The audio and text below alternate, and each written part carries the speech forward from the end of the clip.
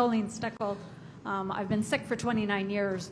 I'm on the lower end of the spectrum, and I'd really like to have, it's been brought up a couple times today about the stratification of the patient community.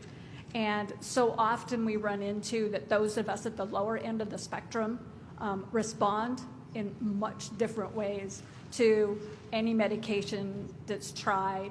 For instance, the POTS community. So I'm diagnosed with POTS, and I do that in quotes because the cardiologist that I saw, the EP cardiologist, he said, you have all the symptoms of POTS, but you don't actually have those symptoms as a response to the same thing as a normal POTS person. I don't have pooling in my legs, whether it's the, low blood volume or whatever.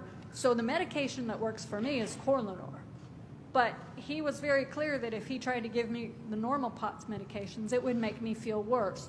So that stratification conversation, to me and the people that I talk to all the time, we really want it at the higher level and like top of the conversation in all the research, so that when a research paper comes out and we're reading it, it's the information from that research talks about which symptoms we are dealing with.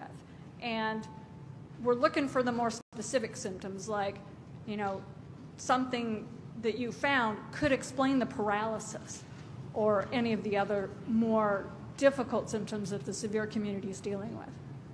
So I guess my question is, Dr. Moreau brought up about stratification. So in those different stratification groups you had, I think you said that one of those definitely reflected the more severe. And so that's really what my question was. Can Dr. Moreau respond?